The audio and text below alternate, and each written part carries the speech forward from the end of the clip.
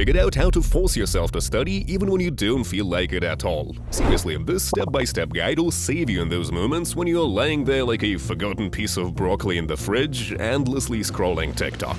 Here's the thing, it's not your fault. Your brain is a lazy little bastard that hates doing anything remotely difficult. But don't worry, I'll show you how to put it in its place. Use these 8 simple steps to finally get your ass off the couch and start changing your life. Why aren't you motivated? The best way to fix it. I bet you're sitting there right now, doom scrolling or binge-watching some show, convincing yourself it's a well-deserved break. Bro, it's a trap. Your brain is tricking you. But guess what? We're about to trick it back. Even Google programmers and top CEOs use this hack to stay productive. What to do? The first step is so stupidly simple you won't believe it works. Lie down. Throw your phone away, not literally unless you hate it. Turn off your laptop and just lie there for 30 minutes. Don't spiral into thoughts about your ex. Don't stress about work. Just let your brain marinate in boredom. At some point, your brain will scream, "For the love of dopamine, let's just do something!"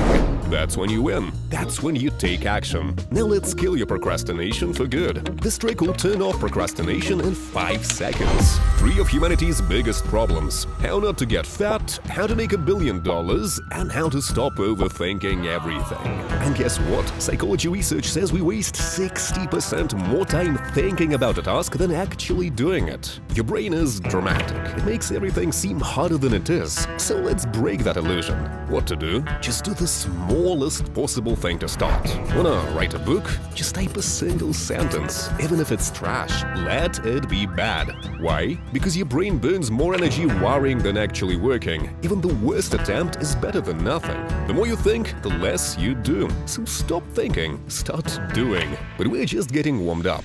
Do less, get more. You probably know someone who tries to fix their entire life in one day. Spoiler, it never works. Do you really think you need to tackle something massive right away? Hell no. What to do? Start small. Break big tasks into tiny, stupidly easy steps. Want to study? Just open your notebook. Want to solve a problem? Type one question into ChatGPT. Your brain is lazy. It refuses to work unless it sees instant results. So give it that little win. More tiny victories equals more dopamine equals more momentum. Stop watching productivity videos. Take one small step now. How to turn your work into a game and actually enjoy it. You probably have that one friend who plays video games for 12 hours straight without getting tired. What if I told you that you can make even the most boring tasks just as addictive? What to do? Turn your work into a game. Put something on the line. Bet money with a friend. If you finish on time, they pay. If you lose, you do something embarrassing.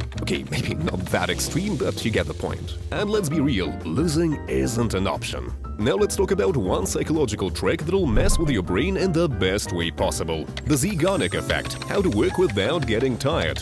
Forget that work for 30 minutes nonsense. Here's something way more powerful. You think studying means grinding for 2 hours straight? Wrong. Your brain hates that. Let's hack it. What to do? Set a timer for 3 minutes. Tell yourself, I'll just start. After 3 minutes, you can stop. But guess what? You won't. Your brain hates unfinished tasks. It'll force you to keep going. This is called the Zeigarnik effect. Once you start something, your brain won't let it go. But what if you want to work twice as fast? Work twice as fast by changing the rhythm. Some days, work flies by. Other days, it feels like time is frozen. Why? Your rhythm is off. What to do? Use the Pomodoro method. Work for 25 minutes, take a 5-minute break, but move, do squats, push-ups, or grab coffee. These breaks reset your brain, so when you get back, you're at full speed. But if you still feel sluggish, here's the real reason. Give your brain fuel to accelerate. Ever feel like your brain is just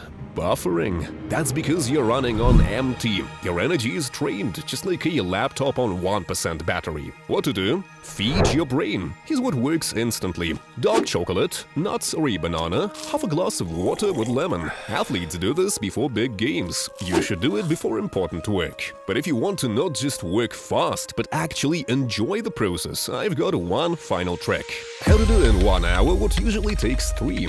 Why do you work faster in a library than at home? room, because your environment controls your focus. What to do? Create a productivity space. Put your phone in another room, use white noise or the same playlist, work in a specific focus spot, not your bed. This is what top programmers and writers do. When your environment is set up for focus, your brain switches into work mode automatically. Now you have two choices. 1. Close this video and go back to scrolling. 2. Actually try one of these tricks and finally get shit done. Your call. If you want a step-by-step guide to beating procrastination once and for all, I've already prepared it for you. Links on the screen. Don't procrastinate. Watch it now. See you there.